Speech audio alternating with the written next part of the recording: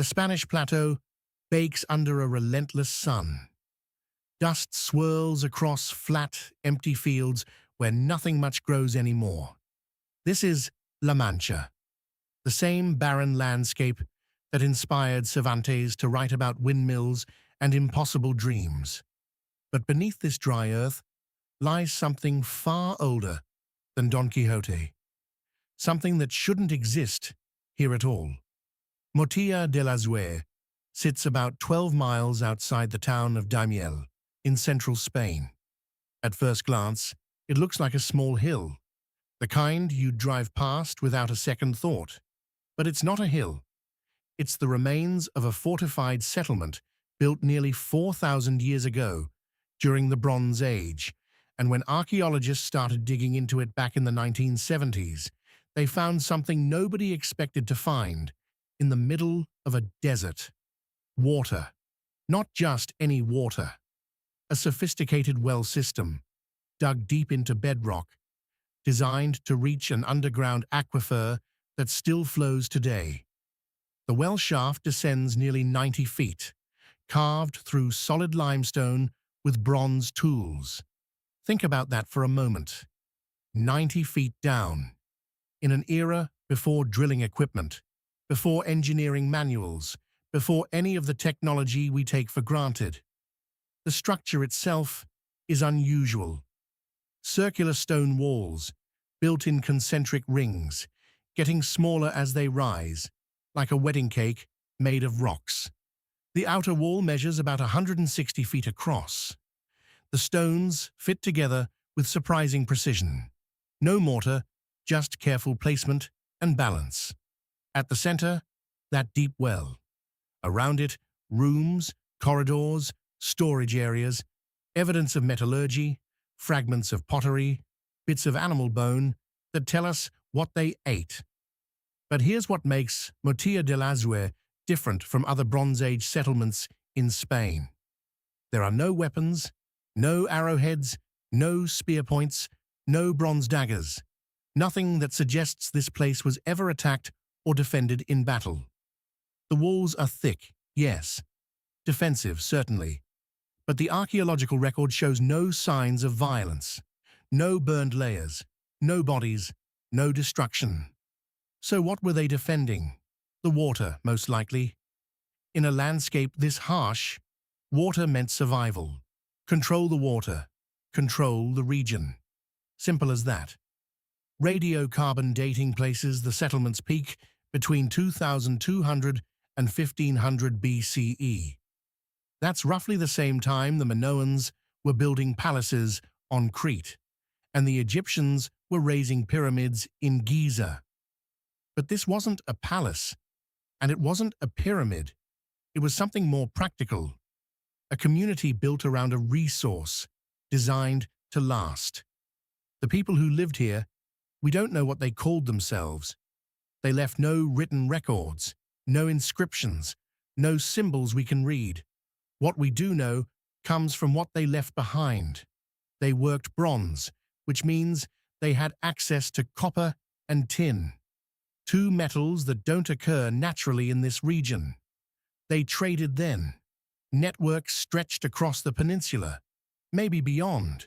They also knew the land, understood geology in ways that seem almost intuitive. How did they know where to dig? 90 feet is a long way down to go on a hunch. They must have had some method, some system of observation or divination that told them water was there. We call it hydrogeology now. They probably had another word for it. Or maybe no word at all. Just knowledge, passed down, tested, proven. Climate studies suggest the region was slightly wetter 4,000 years ago, but not by much. This was still a challenging place to live. Summers were brutal, winters cold and dry. Yet the settlement thrived for centuries. People were born here, grew up here, died here, families, generations, and then, around 1500 BCE, they left. Not suddenly, not violently, just gradually. The artifacts thin out, the layers of occupation end, By 1400 BCE, Motilla del Azuer was abandoned. The well still held water. The walls still stood. But the people were gone. Why?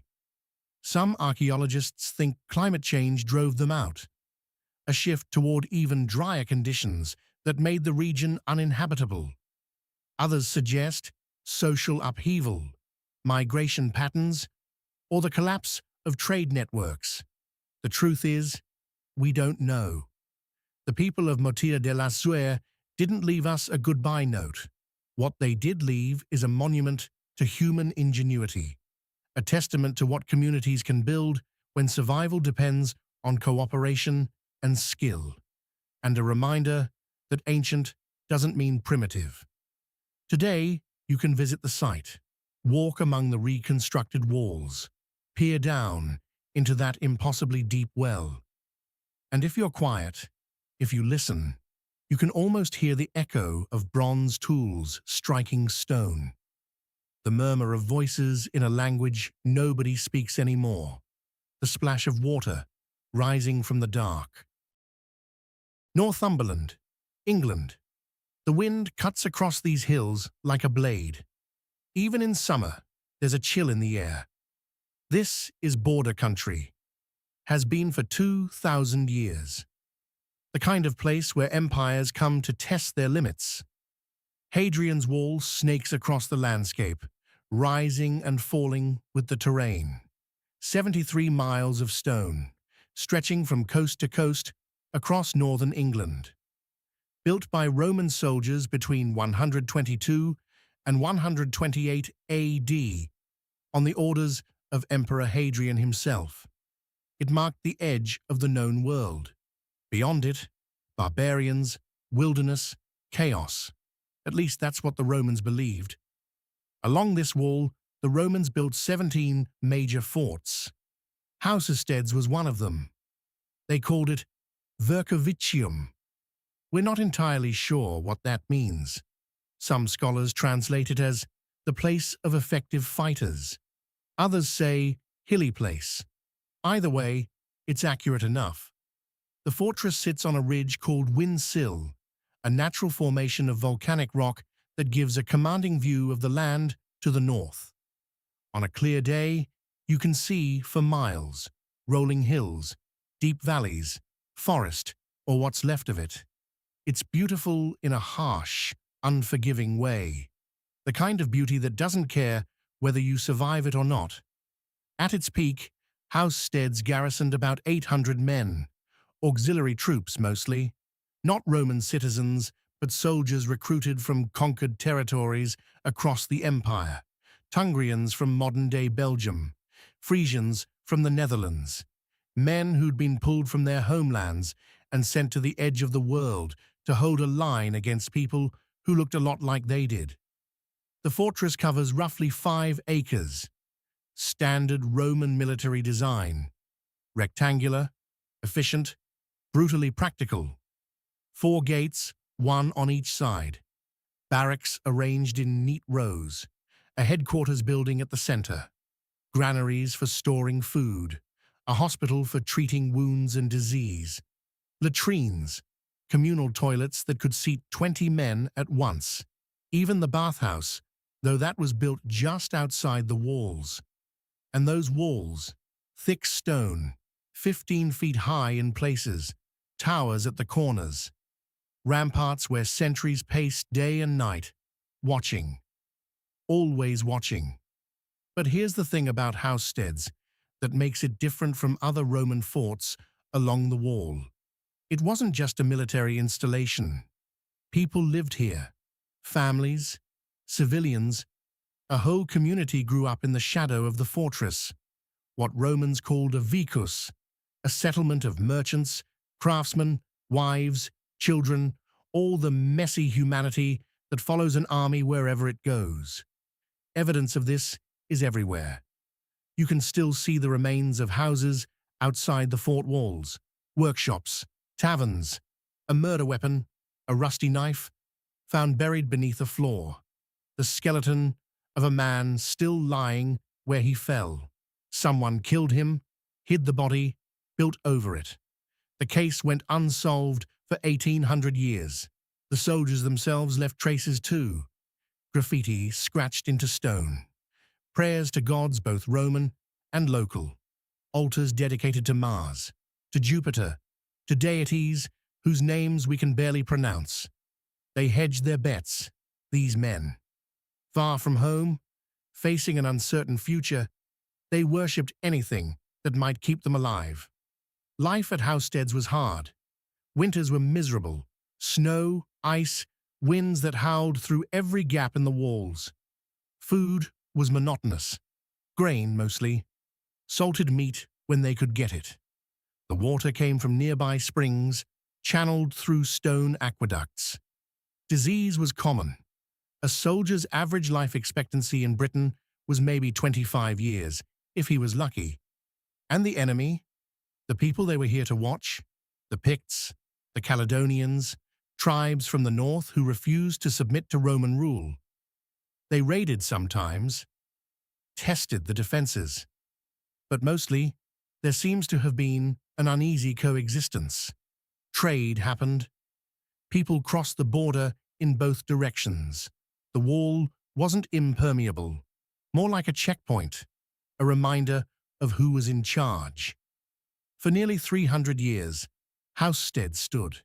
Generations of soldiers lived and died here, far from Rome, far from anything resembling civilization as they knew it.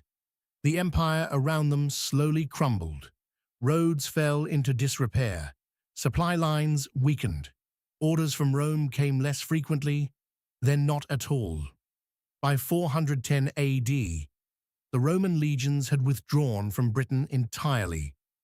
The empire was collapsing, and there were bigger problems than a wall in the middle of nowhere. The soldiers at Housesteads packed up what they could carry and left. Or maybe they stayed. Maybe they married local women, settled down, became the very people they'd been sent to guard against. The fortress remained, empty now, but intact. Stone doesn't forget. Walk through Housesteads today, and you can still trace the layout of the barracks, still see the ruts worn into stone doorways by thousands of footsteps, still stand where sentries once stood and look north, toward the hills. Eastern Turkey. The landscape here is volcanic, dramatic. Mountains rise sharply against enormous skies. Lake Van spreads out like an inland sea, its waters so alkaline that only one species of fish can survive in them. This is old country, the kind of place where civilizations rose, fought, and vanished, leaving behind ruins that barely register in our history books. Most people have never heard of Urartu. It doesn't have the name recognition of Babylon or Persia. But for nearly 300 years, from roughly 860 to 590 BC, the kingdom of Urartu dominated this region. They controlled trade routes between Asia and Europe. They built cities, irrigation systems, and fortresses that made their enemies think twice about invasion. And what fortresses they were! Scattered across the highlands of modern-day Turkey, Armenia, and Iran, these stone citadels cling to cliffsides and mountaintops like they grew there naturally. Massive walls, sometimes 40 feet thick. Towers that still stand after nearly 3,000 years. Gates designed to funnel attackers into kill zones where defenders could rain down arrows and stones. The fortress at Erebuni is a good example. Built around 782 BC by King Aghadoe I, it sits on a hill overlooking what's now the city of Yerevan, Armenia. The king left an inscription carved into basalt.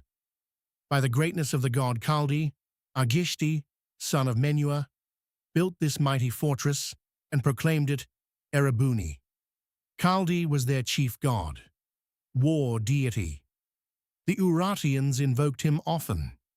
The walls at Erebuni were constructed using a technique called Cyclopean masonry, enormous blocks of stone, some weighing several tons, fitted together without mortar. The precision is remarkable. Gaps between stones are minimal. No cement, no filler, just gravity and engineering. How they moved blocks that size up a hillside without wheels or pulleys remains a point of debate.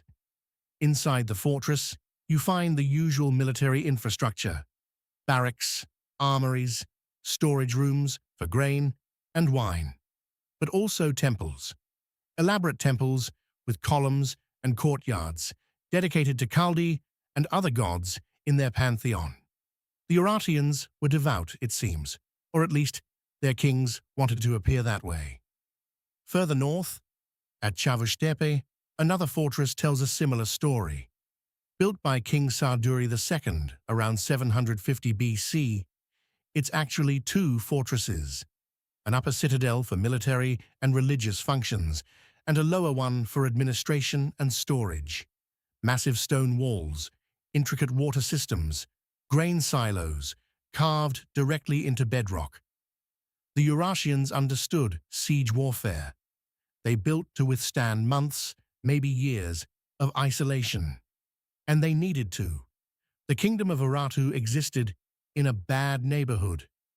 To the south, the Neo-Assyrian Empire, one of the most aggressive military powers in ancient history. To the east and north, various tribal confederations, some allied, some hostile. Conflict was constant. The fortresses weren't just for show.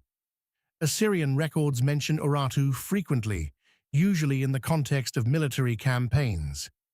King Shalmaneser III invaded Urartian territory multiple times in the 9th century BC.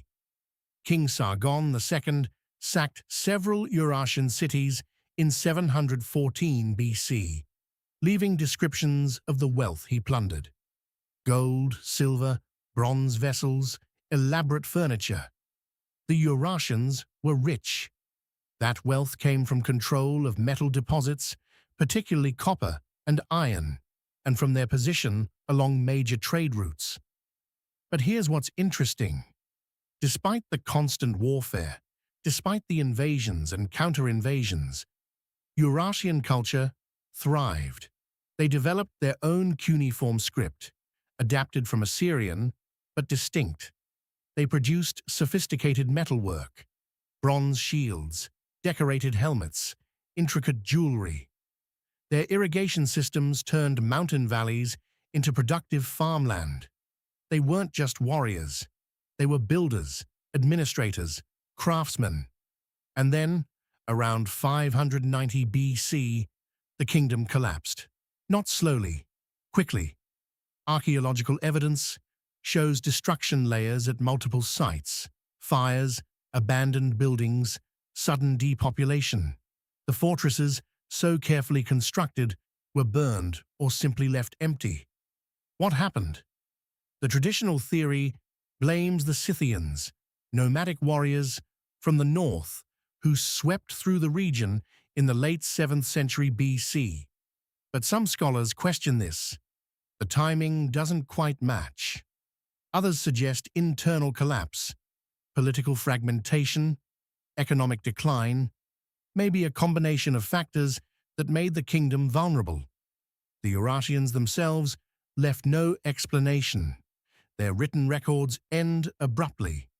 After 590 BC, silence. The fortresses remained, slowly crumbling, until archaeologists started excavating them in the 19th and 20th centuries. The kingdom of Urartu controlled this region for 3 centuries. They built to last, and in a way, they succeeded. But the people, the language, the culture, all gone, absorbed by the Armenians, the Persians, the populations that followed. Peru's Soup Valley doesn't look like much at first. Arid, rocky, the kind of landscape where you'd expect to find nothing but scrub brush and dust. The Pacific Ocean lies about 14 miles to the west. The Andes loom to the east. In between, this narrow river valley cuts through the desert like a scar. But look closer. Those aren't natural hills rising from the valley floor.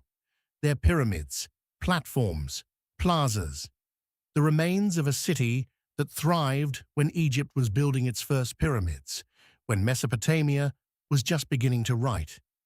A city that existed before the Olmecs in Mexico, before the Chavin in the Peruvian highlands, before anyone we knew about. Until 1994, that is. Ruth Shady, a Peruvian archaeologist, had been surveying the Super Valley for years. She knew something was there. Previous researchers had noted the mounds, but nobody had bothered to dig. The conventional wisdom said civilization in the Americas started later, around 1200 BC, with the Olmecs. These mounds didn't fit the timeline, so they were ignored. Shady started excavating anyway. What she found changed everything we thought we knew about the ancient Americas. Caral, a city covering roughly 150 acres, 6 large pyramidal structures, the biggest rising nearly 100 feet high. Dozens of smaller buildings, plazas designed for public gatherings, an amphitheater that could seat hundreds, and the kicker, radiocarbon dates that placed the city's construction at around 2600 BC, making it the oldest known urban center in the Americas by 1,000 years. Let that sink in. While the Egyptians were building the Great Pyramid at Giza, people in Peru were building their own monumental architecture, completely independently. No contact between the two civilizations, no shared knowledge, just humans, separated by an ocean, solving similar problems in similar ways. The pyramids at Caral aren't like Egyptian pyramids. They're stepped platforms, built from stone and mortar with broad staircases leading to summit temples. The construction technique involved filling large mesh bags, called shikras, with rocks, then stacking them layer upon layer. Thousands of these bags, millions probably, each one carried by hand, placed by hand, in a coordinated effort that required planning, organization, and a significant labor force. But here's what makes Caral truly unusual. No weapons, no fortifications, no evidence of warfare at all. The city had no defensive walls, no battlements, no mass graves suggesting violence. The archaeological record shows a peaceful society, at least during Caral's peak, between 2600 and 2000 BC. How did they survive without walls? What kind of society doesn't prepare for war? The answer might lie in what they did have: trade. Caral sat at the nexus of multiple ecosystems. The coast provided fish and shellfish. The highlands provided potatoes and quinoa. The valley itself, irrigated by the Super River, produced cotton, beans, squash. The people of Caral didn't just consume these resources. They traded them extensively. Evidence of this trade shows up everywhere. Marine shells from the coast found in highland sites, highland crops found in coastal settlements, and cotton. Lots of cotton. Not for clothing, interestingly. The climate was warm enough that people didn't need much in the way of clothes. The cotton was for fishing nets. Caral grew it, the coastal communities used it to catch fish, and everyone benefited. This kind of interdependence creates stability. You don't attack your trading partners, you negotiate, you cooperate. And apparently, for 600 years, that's exactly what they did. The city also shows evidence of sophisticated astronomical knowledge. The layout of certain structures aligns with solar events, solstices, equinoxes. Not surprising, really. Agricultural societies need to track seasons, know when to plant, when to harvest. The pyramids may have functioned as calendars, ceremonial centers, where priests observed the sky and told people when to begin the planting cycle. Around 2000 BC, something changed. Caral was gradually abandoned, not destroyed, not burned, just left behind. People moved to other sites in the valley, built new centers, continued the same cultural traditions. But Caral itself was finished. Why they left remains unclear. Climate change is one possibility. Shifts in rainfall patterns, changes in river flow. Social reorganization is another. Maybe the center of power simply moved. Empires rise and fall. Cities bloom and fade. Caral had its moment, and then that moment passed. For nearly 4,000 years, the city lay buried under sand and time. Local farmers knew the mounds were there, but thought they were natural formations. It took Ruth Shady's persistence, her willingness to challenge conventional timelines, to reveal what Caral really was: a civilization, a sophisticated, organized, peaceful society that built monuments to rival anything in the ancient world. And they did it first. County Kerry, Ireland. The light here is different, softer somehow, filtered through mist and low clouds that roll in from the Atlantic. Rain falls more often than not. The landscape is impossibly green: hills, fields, stone walls that crisscross the countryside like veins. Just outside the town of Killarney, on a hill overlooking Lough Lean, stands a stone tower, narrow, tapered, rising about 60 feet into the grey sky. At the top, a conical cap, slightly weathered but intact. Near the base, a doorway, but not at ground level. This door sits 10 feet up the side of the tower, accessible only by ladder. This is Aghadoe Round Tower, one of roughly 70 such towers scattered across Ireland. Medieval structures, built between the 9th and 12th centuries AD, during a period when Ireland was caught between Vikings, Norman invaders, and its own internal clan warfare. The name Aghadoe comes from Irish, Aghadoe, meaning field of two yew trees. The trees are long gone, but the tower remains, along with the ruins of a much older church and a graveyard that still receives burials today. Round towers are distinctly Irish. You find similar structures in Scotland, but nowhere else in Europe. They're bell towers primarily. Most were built as part of monastery complexes, places where monks could ring bells to call the faithful to prayer. The bells themselves were handbells, rung from the upper floors through small windows that face the 4 cardinal directions. But they served another purpose too: refuge. When Viking longships appeared on the horizon in the 9th century, Irish monasteries were prime targets. They held wealth: gold chalices, illuminated manuscripts, silver reliquaries, and they were relatively undefended. Monks aren't soldiers.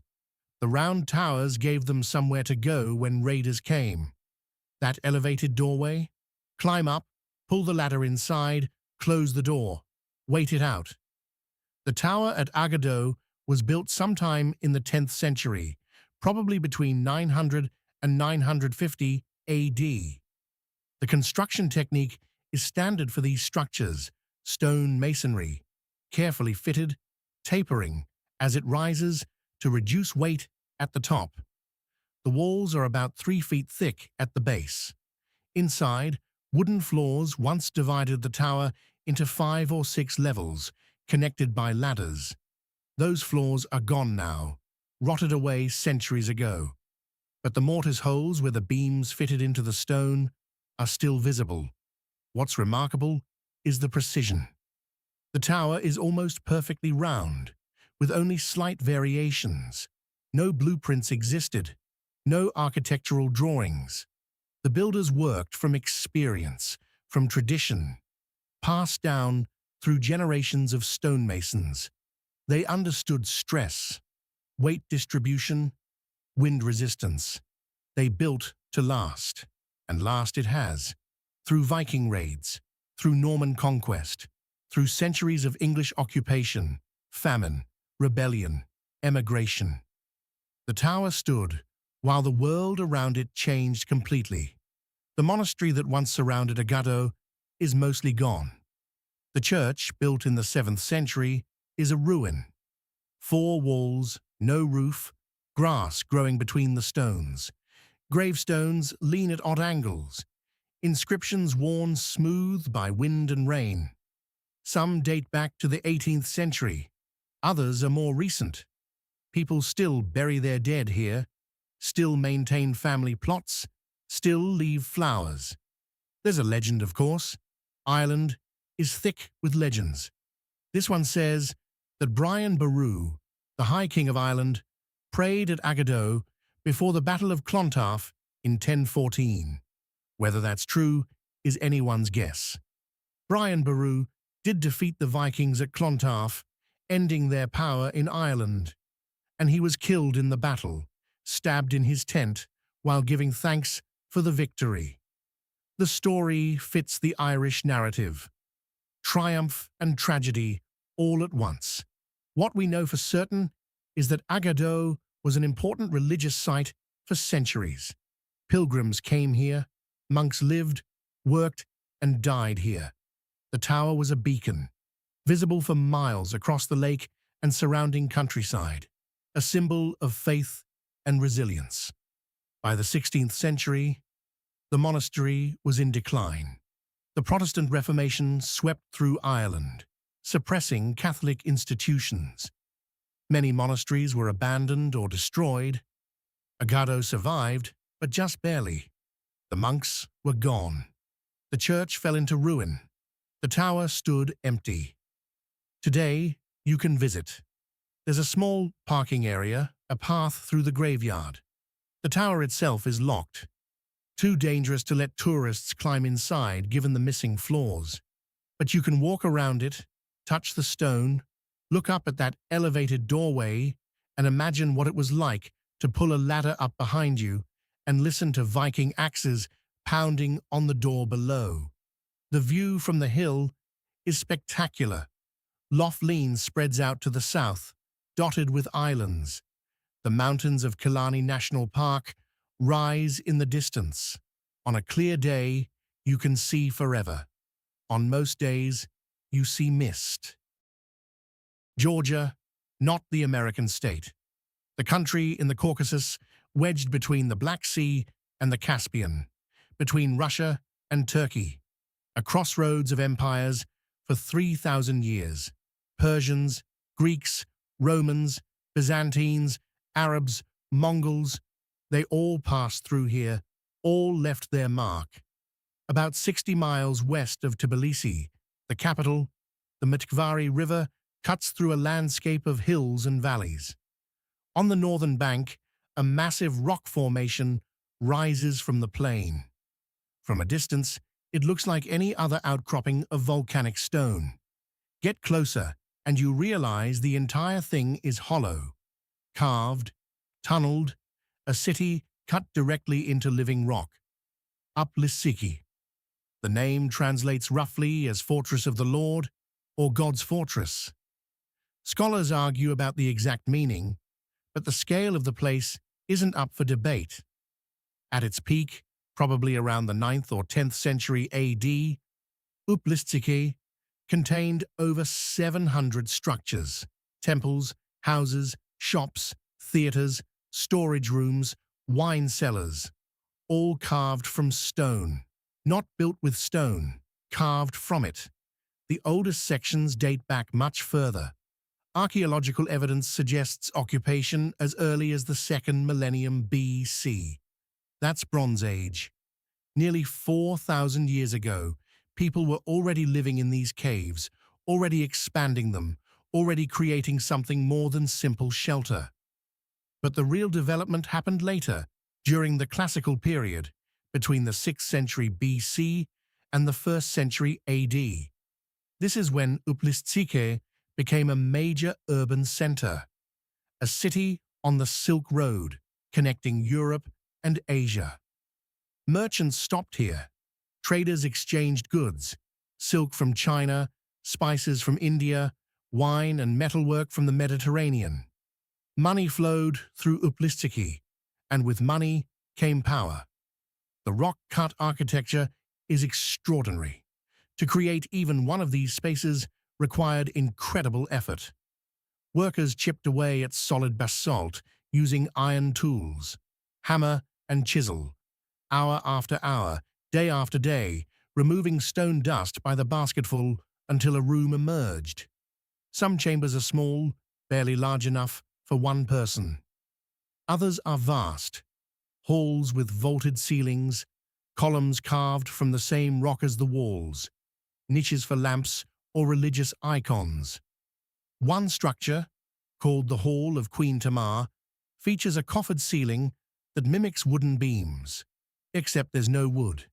It's all stone, carved to look like timber construction. The detail is remarkable. You can see individual planks, complete with grain patterns. It serves no structural purpose. It's purely aesthetic. Someone decided this room should look like it had a wooden ceiling, so they spent months, maybe years, carving stone to create that illusion. There's also a large theatre, one of the oldest in the Caucasus. Semicircular seating, carved into the slope, facing a stage area. It could hold several hundred people. What did they watch? Plays, probably, religious ceremonies, public announcements. Entertainment was part of life here, not just survival. Religion at Uplistsikhe was complicated. Early on, it was a pagan center. The primary deity seems to have been a sun goddess, worshipped in a temple at the highest point of the complex. Later, as Christianity spread through Georgia in the 4th century AAD, some of the pagan temples were converted into churches. You can still see Christian crosses carved over older pagan symbols. One religion layered over another, neither fully erasing the past. The city's strategic importance made it a target. In 65 BC, Roman general Pompey passed through during his campaigns in the Caucasus. In the 7th century AD, Arab armies invaded, conquering much of Georgia. Uplistsikhe became a refuge for Georgian royalty during Muslim rule. Kings and nobles lived here, while Arab governors controlled the lowlands. But that same strategic value also made it vulnerable. In 1122, King David IV recaptured Tbilisi from the Arabs, and the political center of Georgia shifted away from Uplistsikhe. The city declined. By the 13th century, when the Mongols swept through the region, Uplistsikhe was already half abandoned. The Mongols destroyed what remained. Fire blackened the stone. Buildings collapsed. The population fled. After that, Uplistsikhe became a ghost town. A few hermits lived in the caves over the centuries. Shepherds used some chambers for sheltering livestock. But the city, the thriving urban center that once housed thousands, was gone. Earthquakes didn't help. The Caucasus is seismically active. Over the centuries, tremors caused sections of the rock to fracture and collapse. Entire neighborhoods slid down the hillside. Today, maybe a third of the original city remains intact. The rest is rubble. It's quiet now. The only sounds are wind, whistling through empty chambers, and the occasional tour group shuffling past. But the stone holds memory. 3,000 years of it. Merchants and kings, priests and soldiers. Ordinary people living extraordinary lives in a city carved from the bones of the earth. Southwest Island. The Dingle Peninsula juts into the Atlantic like a fist. Cliffs drop straight into churning water. Waves crash against rocks that have stood here since the world was young. The wind never stops. It carries salt spray, rain, the smell of peat smoke from distant farmhouses. This is rough country. Beautiful, yes, but hard. The kind of place that doesn't forgive mistakes. Scattered across the hills and headlands of County Kerry, you'll find stone forts, dozens of them, maybe hundreds, if you count the ones that are mostly rubble now. Circular walls, built without mortar, enclosing spaces that range from 30 feet across to over 200. Some are simple enclosures. Others are elaborate structures with multiple defensive rings, underground passages, walls 20 feet thick. The Irish call them cathairs or cahers, stone forts, ring forts. The archaeological term is cashel. Whatever you call them, they're old. Most date from the early medieval period, roughly 500 to 1000 AD. But some are older, much older. The wall is massive, 18 feet high at its tallest point, 13 feet thick at the base. It forms a perfect circle, about 90 feet in diameter. Inside, an open courtyard, grass-covered now. No buildings remain, if there ever were any. Just the wall, brooding and silent. How they built it is straightforward enough. Dry stone construction, stacking rocks without mortar, each stone carefully selected and placed to interlock with its neighbours. It's a technique still used in Ireland today for field walls and sheep pens, but the scale at Staigue is different. This isn't a property boundary. This is a statement. Why build it? That's where things get murky. The standard explanation is defense. The wall kept raiders out, protected livestock, gave a local chieftain a stronghold during Ireland's endless clan wars. Makes sense. But there are problems with that theory. For one thing, there's no water source inside the fort. No well, no spring. Any siege would end quickly from thirst alone. For another, the wall has no battlements, no firing positions. It's smooth on top, maybe 5 feet wide. You could walk along it, sure. But defending it against attackers with ladders, not ideal. Some archaeologists think the forts weren't primarily military. They were status symbols, shows of wealth and power. Building a structure like Staigue required enormous resources, labor, time, organization. Only someone with serious influence could mobilize that kind of effort. The fort itself broadcasts that power to anyone who sees it. A warning maybe, or just an announcement. This land is mine, and I'm not going anywhere. Another possibility is ritual. Ireland, in the first millennium AD, was deeply spiritual. Pagan beliefs mixed with early Christianity in ways that made church authorities nervous. Stone circles, sacred wells, burial mounds. The landscape was full of holy places. Maybe the forts served a similar function. Ceremonial enclosures where communities gathered for festivals, marriages, funerals. The circular shape echoes other ritual sites across Ireland and Britain. About 5 miles northwest of Staigue, another fort tells a different story. Cahergal, smaller but more complex. 2 concentric walls, a series of stairways leading to the top, small chambers built into the thickness of the walls, storage spaces, or maybe sleeping quarters. This one looks more defensive, more lived in. And then there's Liachanabuail, perched on a hillside with sweeping views of Kenmare Bay. The fort itself is modest, about 90 feet across, walls 10 feet high. But inside, the foundations of several stone buildings are still visible. People definitely lived here. Archaeologists excavating the site in the 1930s found evidence of metalworking, animal bones, pottery fragments. A working settlement, not just a ceremonial space. Dating these forts is tricky. Stone doesn't contain carbon, so radiocarbon dating doesn't work.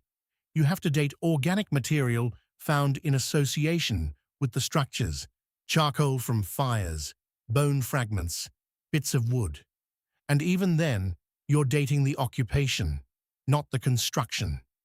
The fort could be centuries older than the artifacts inside it.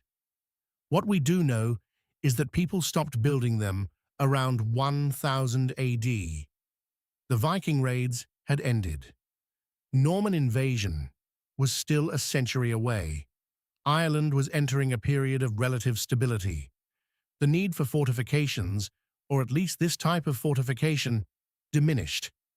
Castles would come later, Norman towers, English strongholds, but the stone forts, those circular monuments to an earlier age, were abandoned. Weather did the rest. Wind, rain, frost.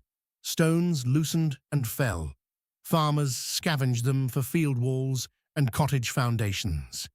Vegetation grew over the ruins, hiding them until archaeologists came along with their measuring tapes and theories. Northwestern Iran. The landscape here shifts between mountains and valleys, green in spring, brown by summer's end. Lake Urmia lies to the east, one of the largest saltwater lakes in the world. To the west, the Turkish border. This is Azerbaijan, not the country, but the Iranian province, Kurdish territory, ancient territory. In the Solduz Valley, about 30 miles south of Lake Urmia, archaeologists found something in the 1950s that stopped them cold. A city, or what was left of one. Hasanlu. Burned, destroyed, frozen in a moment of catastrophe nearly 3,000 years ago. The citadel sits on a mound, what archaeologists call a teepee, created by layer upon layer of human occupation. People had lived here for millennia, building, destroying, rebuilding. Each generation constructed their homes on the ruins of the last. By the time the final city was built, around 1000 BC, the mound stood about 80 feet above the valley floor. The citadel itself was impressive. Massive stone walls, fortified gates, towers at strategic corners. Inside, columned halls, storage rooms, administrative buildings. This wasn't a village, this was a center of power, probably the capital of a small kingdom that controlled the surrounding region. And then, sometime around 800 BC, everything ended. Violently. The evidence is everywhere. Buildings burned to their foundations. Bodies lying where they fell.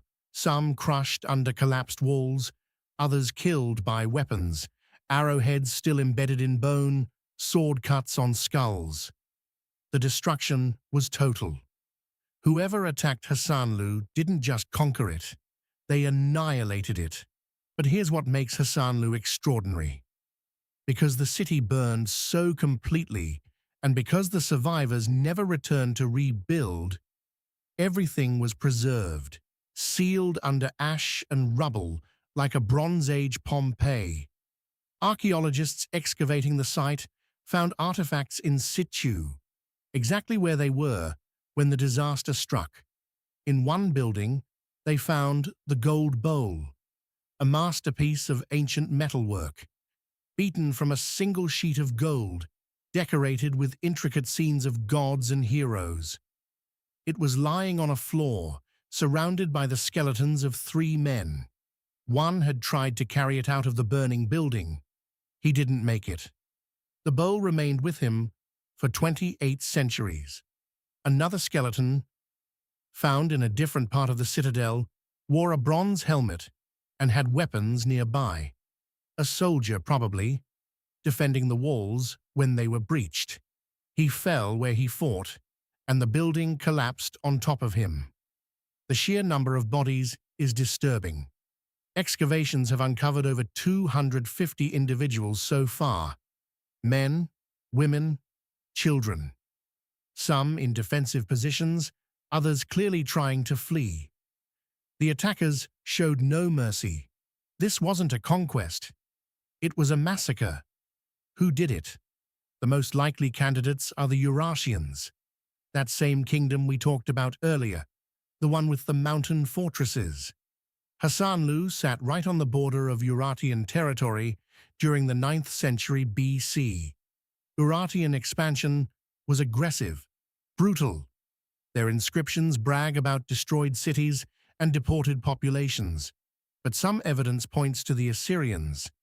They were also campaigning in this region during the same period. Assyrian records mention conquests and tribute from cities whose locations match Hasanlu's. The timeline fits, more or less. The truth is, we don't know for certain. No inscription identifies the attackers.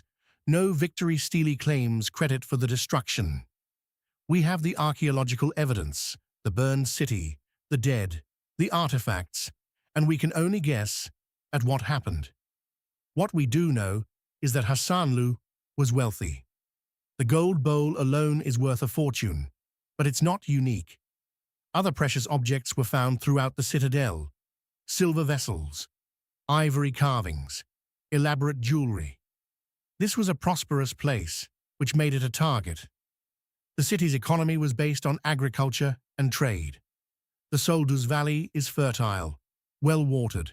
Grain grew well here, livestock thrived, and Hasanlu's location on trade routes connecting Mesopotamia, Anatolia, and the Iranian plateau meant merchants passed through regularly, paying taxes and tolls. Before the destruction, there had been earlier attacks. Archaeological layers show at least 2 previous burnings dated to earlier periods. The city recovered each time, rebuilt, continued. But the final destruction was different, complete. After 800 BC, nobody lived at Hasanlu again.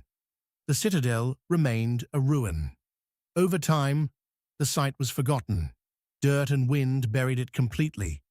For nearly 3,000 years, it lay hidden beneath a grass-covered mound that local farmers used for grazing sheep. Then, in 1956, a team from the University of Pennsylvania and the Archaeological Service of Iran began excavations. What they uncovered was a snapshot of ancient life and death. The excavations continued for 2 decades, revealing more of the citadel, more bodies, more artifacts. The work was meticulous, slow. The Peak District, England. Rolling hills, stone walls, narrow lanes that wind through farmland and moorland. This is Derbyshire, the heart of England, both geographically and historically. People have lived here for thousands of years, left their marks on the landscape in ways that persist.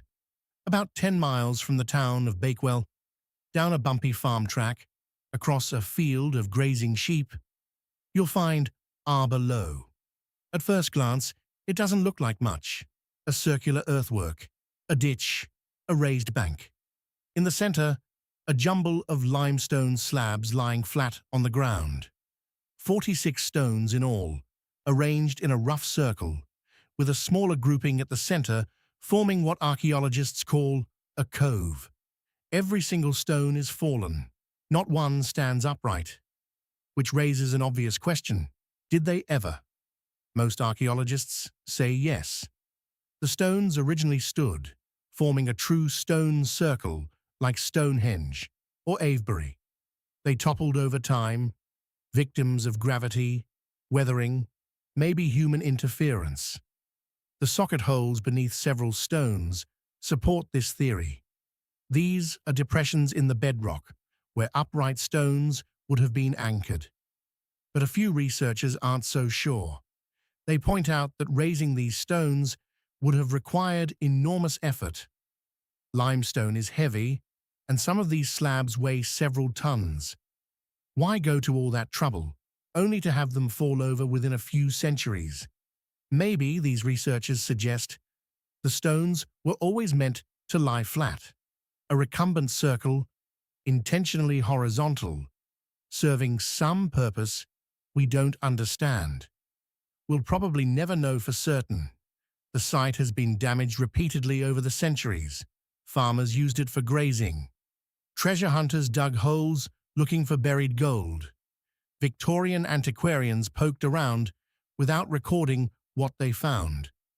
Any evidence that might have settled the question is long gone.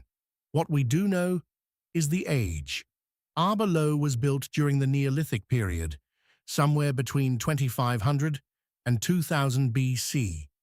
That's roughly contemporary with the later phases of Stonehenge, and about the same time people were building henges across Britain and Ireland. A henge, by the way, is a specific type of monument, a circular bank with an internal ditch. The bank at Arbor Low is about 8 feet high. The ditch, now partially filled in, was once 10 feet deep. The circle measures about 160 feet in diameter. The entrance is on the south side, where the bank is broken by a causeway. There's a second entrance on the north, though that one might be a later addition. Hard to say. Inside the circle, the stones. They're local limestone, quarried from outcrops within a few miles of the site. Not exotic bluestones hauled from Wales like at Stonehenge. Just local rock, rough and grey, covered with lichen now. Some are rectangular, others more irregular. The largest is about 12 feet long. What was it for? The usual explanations apply. Ritual center, ceremonial gathering place, astronomical observatory, maybe all three. The site's alignment doesn't match any obvious solar or lunar event, which complicates the astronomy theory. But absence of evidence isn't evidence of absence. Just because we haven't found the alignment doesn't mean there isn't one.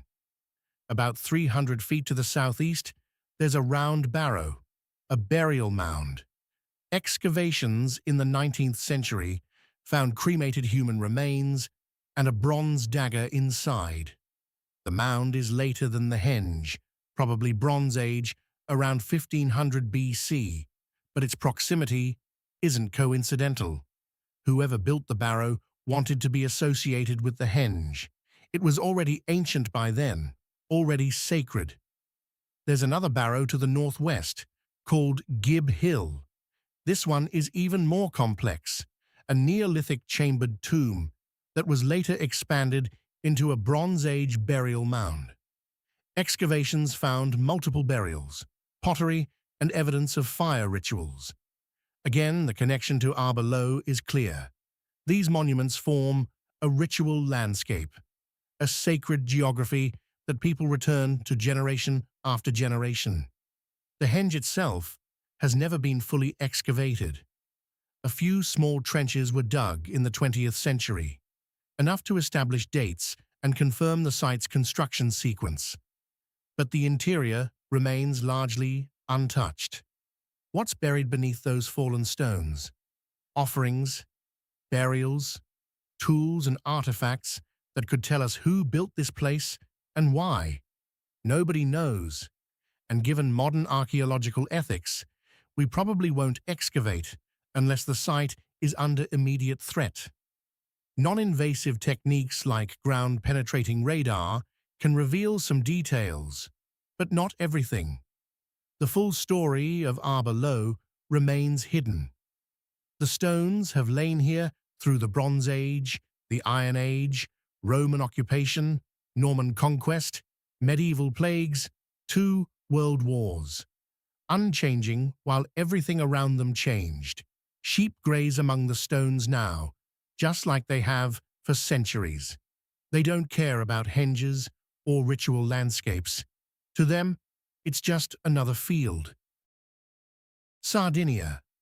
The island sits in the middle of the Mediterranean.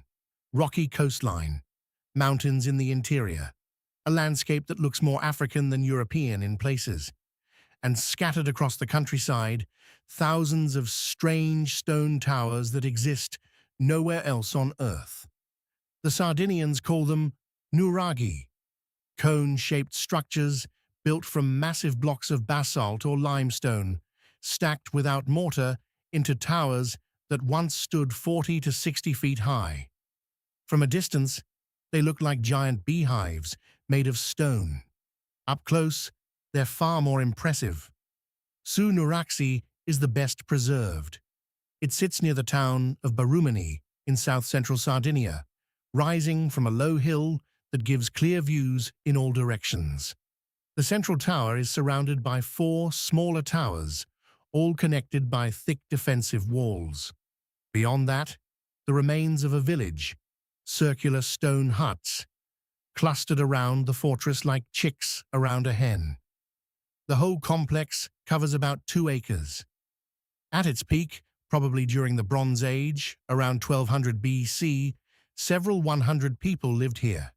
A community, a society, a culture we know almost nothing about, because the Nuraghe civilization left no written records, no inscriptions, no texts. Everything we know comes from the structures themselves and the artifacts found inside them. Pottery, bronze weapons and tools, small bronze figurines depicting warriors, ships, animals, beautiful work, but silent. They tell us what these people made, not what they thought or believed. The towers are the real mystery. Over 7,000 Nuraghe have been identified across Sardinia. 7,000. That's an extraordinary number for an island this size. Some are simple, a single tower on a hilltop. Others are complex, like Su Nuraxi, with multiple towers and extensive fortifications. Why build them? The obvious answer is defense. The towers are massive, solid, nearly impossible to set on fire or knock down. The doorways are low and narrow, easy to defend. Inside, spiral staircases lead to upper levels where defenders could drop stones or shoot arrows at attackers. But defense against what? Sardinia, in the Bronze Age, wasn't under constant invasion. No empire was trying to conquer it. The towers are too numerous, too widespread to be purely military. If every hilltop needed a fortress, the island must have been in a state of permanent warfare, and the archaeological evidence doesn't support that. Another theory suggests the Nuraghe were symbols of power, territorial markers built by local chiefs to demonstrate control over land and resources. The bigger and more elaborate the Nuraghe, the more powerful the chief. Status architecture, like medieval castles or modern skyscrapers. There's also a religious angle. Some researchers believe the Nuraghe served as temples or astronomical observatories. Certain towers align with solar events, solstices, equinoxes. The structures might have functioned as calendars, helping communities track seasons for planting and harvesting. Probably the truth involves all of the above. Multifunctional buildings that served as fortresses, status symbols, and ritual centers depending on the circumstances. Ancient people didn't separate life into categories the way we do. Sacred and secular, military and civilian. These distinctions are modern. For them, it was all integrated. The construction of Su Nuraxi unfolded over centuries.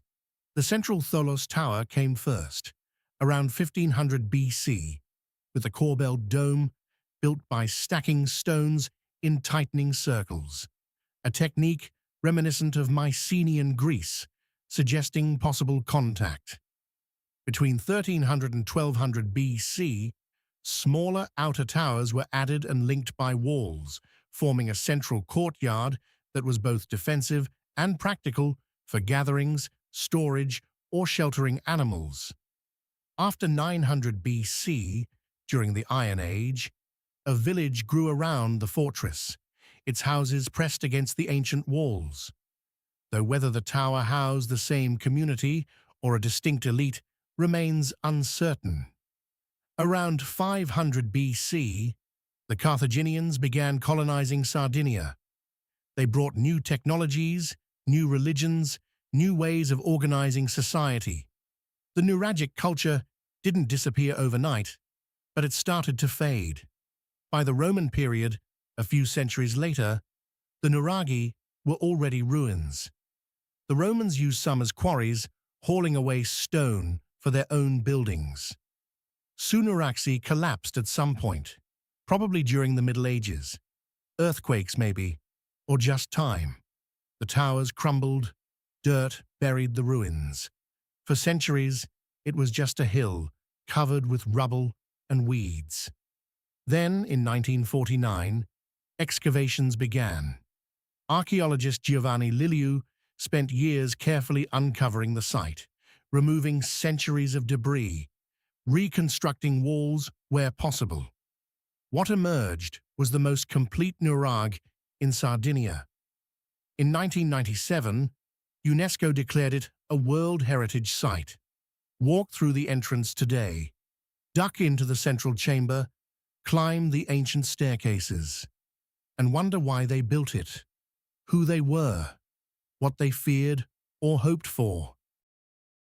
Eastern Germany. The land here is flat, agricultural. Fields of wheat and barley stretch to the horizon.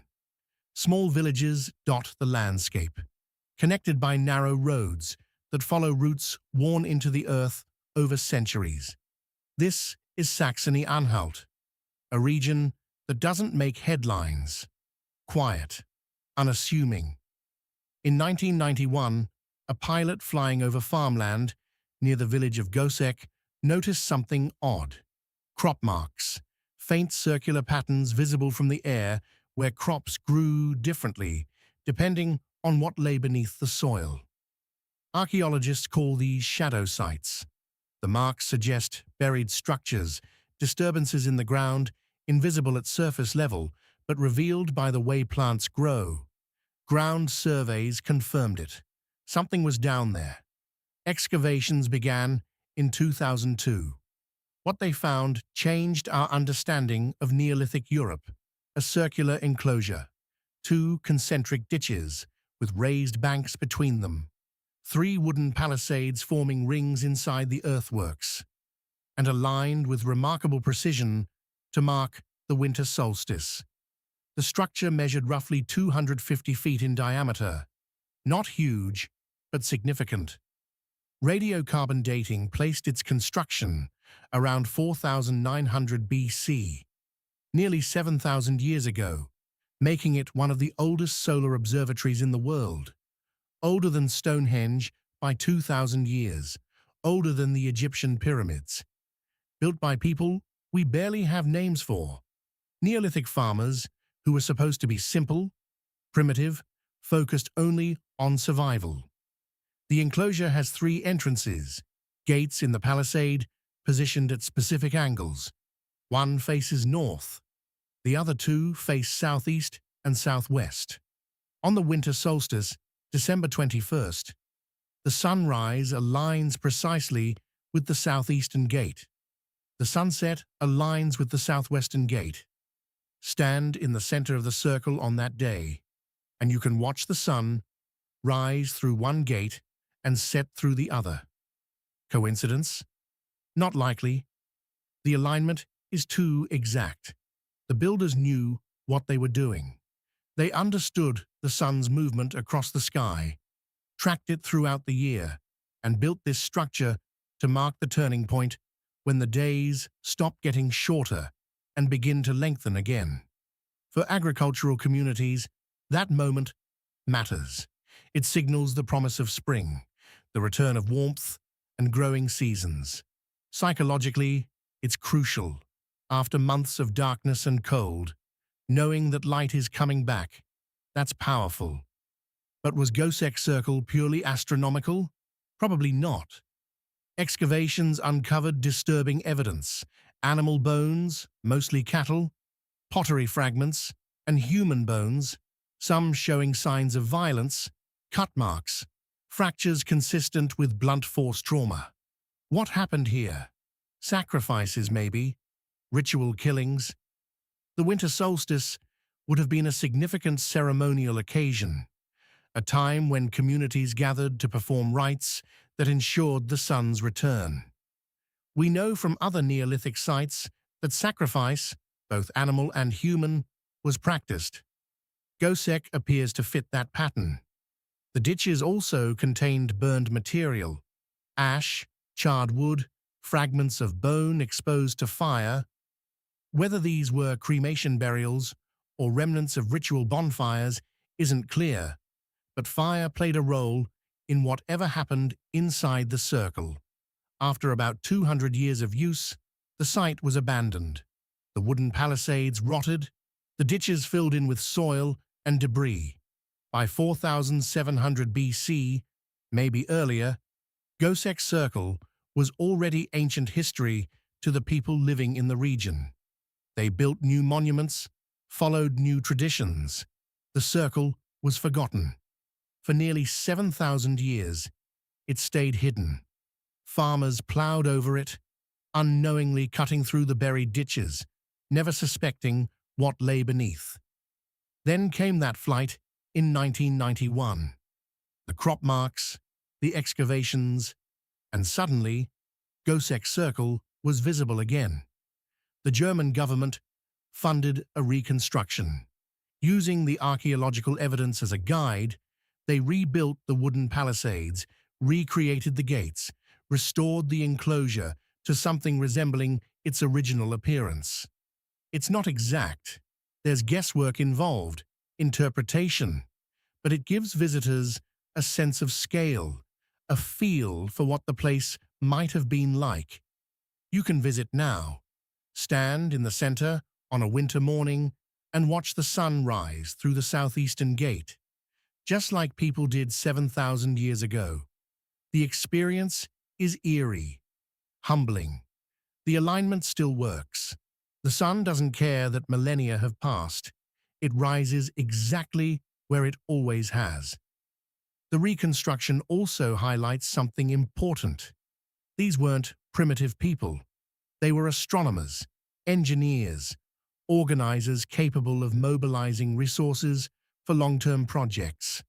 They studied the sky, understood celestial mechanics, and built structures to reflect that knowledge. We tend to think of progress as linear, that ancient people knew less than we do, understood less. But standing at Goseck Circle, watching the winter sun align perfectly with the gates, that assumption starts to feel shaky. From the Spanish plateau to the Irish coast, from the mountains of Armenia to the deserts of Peru, from Germany's farmland to Sardinia's rocky hills, we've traveled across continents and millennia, tracing the footsteps of people who built with stone when the world was young. They left no instruction manuals. Most left no written language at all. What they left were walls, towers, fortresses, monuments that still stand, while empires that came after them have crumbled to dust. Each site raises questions we can't fully answer. Why did they build in these particular places? What did they know about engineering, astronomy, geology that we've had to rediscover? What rituals were performed inside these walls? What fears drove them to construct defenses so massive? What hopes? The stones don't speak, but they endure, and in their endurance, they remind us of something we tend to forget. That human ingenuity isn't new, that our ancestors weren't primitive. They were us, just using different tools, facing different challenges, leaving different marks on the landscape. The mystery isn't that they built these places. The mystery is why we forgot they could. If you found this journey through ancient stone settlements fascinating, please subscribe to support the channel. There are countless more stories waiting to be told. Mysteries hidden in plain sight, monuments we walk past without seeing, civilizations that deserve to be remembered. Your subscription helps us keep exploring, keep questioning, keep bringing these forgotten worlds back to life. Hit that subscribe button and let's continue uncovering history together.